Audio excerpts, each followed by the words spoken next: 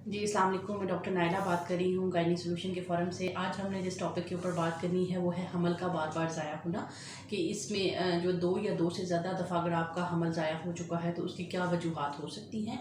तो मेरी वीडियो को आपने एंड तक सुनना है, इसको जो है लाइक करना है, चैनल को सब्सक्राइब करना है और इसको दूसरों के साथ शेयर भी करना है। तो हमल के बार बार ज़ाया होने की जो है वो तकरीबन मोटी मोटी 9 से 10 वजूहात हैं जो कि इस चीज़ का बाहिस बनती हैं। तो सबसे पहली वजह जो है वो जीनियाती मवाद के अंदर कोई तब्दीली है जिसको हम क्रोमोसोमल अबनॉर्मेलिटी कहते हैं, यानी कि बच्चे के जो डीएनए होता है उसके अंदर कोई तब्दीली आ जाए। ये पॉइंट म्यूटेशन भी हो सकती है, यानी कि अचानक से कोई तब्दीली आ जाए, या जो है वो आपका कज़न मैरिजेस के अंदर जो चीज़ होती है कि रिपीटेड कज़न मैरिजेस की वजह से कोई ना कोई जनियाती चेंज जो है वो चलता रहता है, और जब वो माँ और बाप की तरफ से दोनों तरफ से इकट्ठा हो जाता है तो वो बच्चे की के अंदर जो है वो एबनॉर्मेलिटी होती है, और कुदरत की तरफ से ही क्या होता है कि उस बच्चे की ग्रोथ को रोक दिया जाता है और उस प्रेगनेंसी को वीक कर दिया जाता है, हो जाती है वो प्रेगनेंसी, और बच्चा जो है वो ज़ाया हो जाता है। ये तो होगी नंबर 1 वजह। नंबर सेकंड वजह जो है, दूसरे नंबर पे जो सबसे बड़ी वजह है वो ये है कि हार्मोनल इम्बैलेंस। हार्मोनल इम्बैलेंस के अंदर जो है वो हमारी बॉडी का जो सारा निज़ाम होता है वो कुछ छोटे छोटे हार्मोन्स हैं जिनके ऊपर चल रहा होता है। ये हमारे जिस्म में जो है वो मैसेंजर का काम करते हैं। तो जो बार बार प्रेगनेंसी ज़ाया करने की वजह बन सकते हैं, उसमें सबसे बड़ी कॉज थायराइड हार्मोन है। उसकी उम्र कम या ज़्यादा होने की वजह से हमल ज़ाया हो सकते हैं आपके बार बार। इसके अलावा पीसीओ के मरीज़ों के अंदर इंसुलिन और लेप्टिन हार्मोन की इम्बैलेंस होता है जिसकी वजह से कि बच्चे बार बार ज़ाया होते हैं। इसके अलावा जो है वो प्रोलैक्टिन हार्मोन जो कि स्ट्रेस की वजह से ज़्यादा होता है, बाज़ ये भी जो है वो बच्चे की ज़ाया होने की वजह बन सकता है। तीसरे नंबर पे जो अहम कॉज है वो है बच्चादानी के अंदर कोई बनावटी नुक्स, यानी आपकी बच्चादानी के अंदर कोई बनावटी नुक्स है जिसके अंदर जो है वो उसके जो नॉर्मल शेप से हट के है। तो उसमें ये होता है कि आपके बच्चे की ग्रोथ मुतासर नहीं होती, लेकिन जो है वो जैसे ही बच्चे की ग्रोथ होती है तीसरे या चौथे महीने के अंदर, चूँकि स्पेस या जगह के प्रॉब्लम होते हैं, स्पेस कम होती है जिसकी वजह से क्या होता है कि वो उसको सपोर्ट नहीं करती है और वो बच्चा जो है वो ज़ाया हो जाता है। इसमें भी बच्चा बार बार ज़ाया होता है, और जो है वो लेकिन इसके अंदर जो है वो बच्चे की हार्ट बीट के अंदर कोई प्रॉब्लम नहीं आता। बच्चा ग्रो करता है लेकिन बगैर किसी वजह के जो है वो बच्चा ज़ाया हो जाता है। अच्छा जी, इसके अलावा जो चौथी वजह है बच्चा बार बार ज़ाया होने की, वो एक बड़ी ही बड़ी कॉमन है, और इसके अंदर जो है वो बाकायदा जो है वो बहुत सारे टेस्ट करवाने पड़ते हैं। उसमें ये होता है कि माँ के अंदर कोई ऐसी बीमारी होती है जिसको हमारी ज़ुबान में anti phospholipid syndrome, thrombophilias, protein C और एस की डेफिशिएंसीज। इसमें क्या होता है कि माँ के जो खून होता है वो गाढ़ा होता है, तो जिसकी वजह से क्या होता है कि जो खून की नालियाँ बच्चे को खून और खुराक मुतासर दे रही होती हैं उनके अंदर खून के क्लॉट्स बन जाते हैं। जो क्लॉट्स होते हैं उसकी वजह से बच्चे पे ब्लड सप्लाई कम हो जाती है, उसको न्यूट्रिशन और डाइट सही तरह से नहीं मिल रही होती है। तो उसकी वजह से क्या होता है कि बच्चा जो है उसकी हार्ट बीट और ग्रोथ, हार्ट बीट आने के बाद ख़त्म हो जाती है, या फिर क्या होता है कि जो है वो बच्चा अपनी ग्रोथ सही नहीं करता, जिसकी वजह से क्या होता है कि वीकनेस हो जाती है प्रेगनेंसी में, और बच्चा जो है वो खुद ब खुद ज़ाया हो जाता है, या बाज़ औक़ात ज़ाया करना पड़ जाता है क्योंकि बच्चे की हार्ट बीट ख़त्म हो चुकी होती है। इसी तरह से जो बाकी चीज़ें हैं, thrombophilia, protein C, protein S, वो भी बिल्कुल इसी तरह से प्रेजेंट करती हैं कि बच्चे की पहले ग्रोथ ठीक हो रही होती है, या तो हार्ट बीट बनती नहीं, अगर बनती है तो फिर वो जो है वो अचानक से ख़त्म हो जाती है। तो वो भी एक वजह है बच्चे की बार बार ज़ाया होने की, इम्पॉर्टेंट वजह है। इसके अलावा जो मरीज़ जो है वो जिनके अंदर कोई बहुत सारी बीमारियाँ, जैसे फॉर एग्जांपल किसी मरीज़ को शुगर का मसला है, उसको गुर्दों का मसला है, या उसको जिगर का मसला है, तो और ये मसले अनकंट्रोल हों, तो इस सूरत हाल में भी प्रेगनेंसी जो होती है वो बॉडी के लिए एक स्ट्रेस होती है। तो लिहाजा बॉडी प्रेगनेंसी को जो है वो सपोर्ट नहीं करती, लिहाजा शुगर वाले मरीज़ों में अक्सर हमने देखा है कि बहुत ज़्यादा मिसकैरेजेस होते हैं, और जिसकी वजह से क्या होता है कि वो उनके अंदर जो है वो सक्सेसफुल प्रेगनेंसी की रेशो कम होती है, और अगर होती है तो उसके लिए उनको बाकायदा किसी सर्टिफाइड गायनिकोलॉजिस्ट की सुपरविजन की ज़रूरत पड़ती है। इसके अलावा जो एक और वजह है जिसमें कि हमल बार बार ज़ाया होता है, उसमें ये है सर्वाइकल इनकम्पिटेंसी या बच्चादानी के जो मुंह होता है उसकी कमज़ोरी है। उसमें ये होता है कि यूट्रस का जो मुंह, जिसको हमारी ज़ुबान में सर्विक्स कहते हैं, वो बच्चे के बढ़ते हुए वेट के साथ क्या होता है, प्रेगनेंसी को सपोर्ट नहीं करता, और वो क्या होती है कि बच्चादानी का मुंह खुलना शुरू हो जाता है, और जो है वो या तो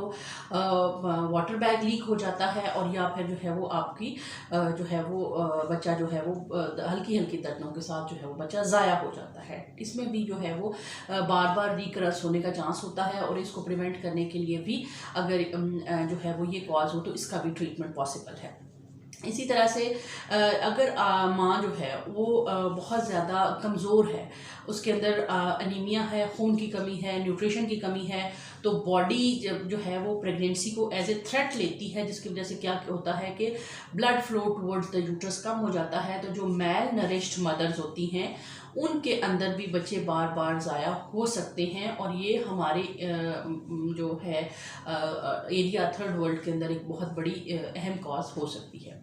अच्छा, इसके बाद जो दो अहम कॉजें हैं जिनका मैं जिक्र करने जा रही हूँ वो भी बहुत इंपॉर्टेंट है। उसमें है इन्फेक्शन, जो टॉर्च इन्फेक्शंस होते हैं, जिसमें के 2-3 इन्फेक्शन होते हैं जिनको टॉक्सोप्लाज्मोसिस कहते हैं।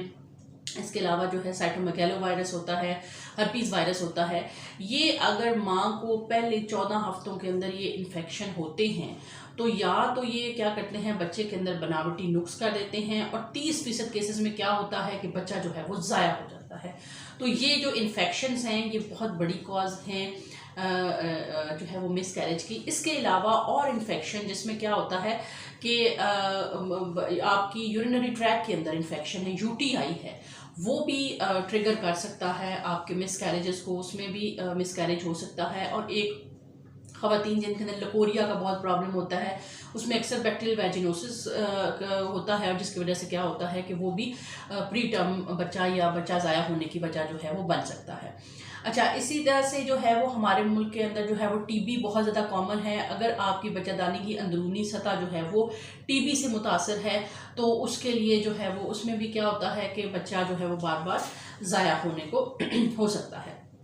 इसके अलावा जो है वो प्लेसेंटल एबनॉर्मेलिटीज़ होती हैं, जो आवल होती है वो उसकी प्रॉपर सही तरह से या तो वो नहीं बनती है, तो या और उसमें ब्लड फ्लो का प्रॉब्लम होता है, ये भी एक वजह होती है बच्चा बार बार ज़ाया होने की वजह से। इनको हम प्लेसेंटल कॉजेज़ कहते हैं। अब ये जो सारी आपको मैंने 9 से 10 कॉजेज़ गिनवाई हैं, ये कॉजेज़ जब कोई हमारे पास मरीज़ आता है जिसका एक दफ़ा या 2 दफ़ा बच्चा ज़ाया हो जाता है तो हम उनकी मुकम्मल तौर पे हिस्ट्री लेते हैं, ठीक है। और उस हिस्ट्री के अंदर जो है वो इन 9-10 कॉजेज़ में से कुछ बातें तो हिस्ट्री के अंदर ही पता चल जाती हैं कि ये मोस्ट लाइकली ये वाली कॉज नहीं है। तो इसके अलावा जो है वो हम अपने पेशेंट को कुछ ब्लड टेस्ट एडवाइस करते हैं। उनमें जो है वो हम उनके थायराइड के टेस्ट करवा लेते हैं, सीबीसी करवा लेते हैं कि पता चले पेशेंट की एचबी कितनी है। इसके अलावा उनकी हम शुगर चेक कर लेते हैं कि कोई शुगर या किसी तरह की कोई पुरानी बीमारी तो नहीं चल रही है। हम उनकी अल्ट्रासाउंड करके देख लेते हैं कि उनकी यूट्रस का साइज़ नॉर्मल है या कोई और उसके अंदर प्रॉब्लम तो नहीं है,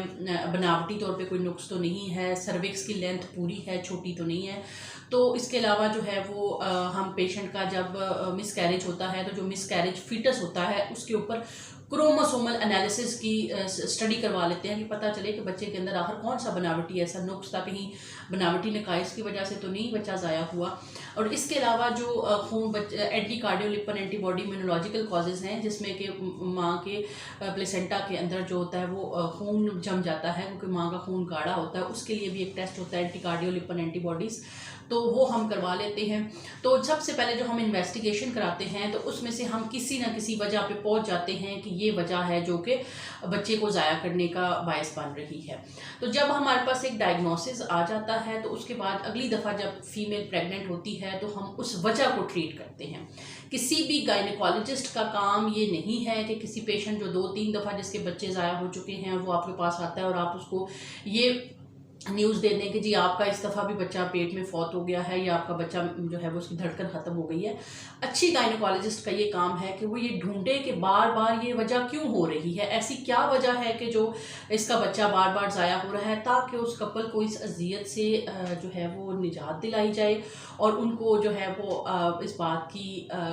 रीश्योरिटी की जाए कि next time with the help of Allah इंशाल्लाह उनका जो बेबी है वो बिल्कुल ठीक डिलीवर होगा। तो ये जो अगर आपका जो बच्चा है, आपके साथ ये प्रॉब्लम है कि आपका बेबी बार बार ज़ाया हो रहा है और उसकी कोई वजह भी सामने नहीं आ रही है, तो आपने जो है वो प्रॉपर एक गायनोकोलॉजिस्ट के पास जाना है और उनसे रिक्वेस्ट करनी है कि आप वजह मालूम करें कि क्यों मेरे साथ इस तरह से हो रहा है। क्योंकि जब एक दफ़ा वजह मालूम हो जाती है तो उसके बाद जो है वो हम उस वजह को जो है उसका इलाज करते हैं और इंशाल्लाह नेक्स्ट टाइम जो है वो प्रेगनेंसी सक्सेसफुल हो जाती है। तो ये वीडियो थी जिसमें हमने बात की कि बच्चे का बार बार ज़ाया होने की वजह। अब जो मेरी नेक्स्ट वीडियो आनी है उसमें हमने बात करनी है इनफर्टिलिटी के ऊपर, बेऔलादी के ऊपर, कि उसकी क्या वजूहात हैं और उनको जो है वो किस तरह से ट्रीट किया जा सकता है। चूँकि ये टॉपिक बहुत लंबे हैं तो इन पे बात करते करते मेरी वीडियो की लेंथ थोड़ी लंबी हो जाती है, लेकिन इन पे प्रॉपर मालूमात आप तक पहुँचाना ज़रूरी है। इसलिए इस चीज़ का ख्याल रखते हुए कि वीडियो का टाइम भी बहुत ज़्यादा ना हो और आप तक मालूमात भी पहुंच जाए, हम अपनी पूरी कोशिश करते हैं। तो जब तक कि मैं आपके पास आती हूँ नेक्स्ट वीडियो लेकर, तब तक के लिए अल्लाह हाफिज़। मैं फिर आपसे एक दफ़ा रिक्वेस्ट करूँगी कि आप मेरी वीडियो को जो है वो लाइक कीजिए, मेरे चैनल को सब्सक्राइब कीजिए और इसको दूसरों के साथ शेयर कीजिए, ताकि जो है वो अगर कोई भी इस किस्म की प्रॉब्लम के साथ सफ़र कर रहा है तो उसको एक अवेयरनेस मिल सके कि उसका जो प्रॉब्लम है वो काबिल इलाज है। लेकिन ये जो इस तरह के प्रॉब्लम होते हैं उनका इलाज जो है वो प्रॉपर प्रोफेशनल स्पेशलाइज्ड डॉक्टर के पास होता है। गली मोहल्ले में जो डॉक्टर्स बैठे हैं वो आपका बच्चा मिसकैरेज तो कर देंगे, बच्चा जो है मेडिसिन दे देंगे, डीएनसी तो कर देंगे, लेकिन उसकी वजह मालूम नहीं कर सकेंगे। तो उसके लिए आपको किसी सर्टिफाइड गायनोकोलॉजिस्ट के पास जाना होगा जो कि आपके कुछ ब्लड टेस्ट करवाएगी और वजह जानेगी, ताकि नेक्स्ट टाइम आपके साथ ये मिजरेबल वाक़या ना हो। मिलते हैं आपको नेक्स्ट वीडियो तक, तब तक के लिए अल्लाह।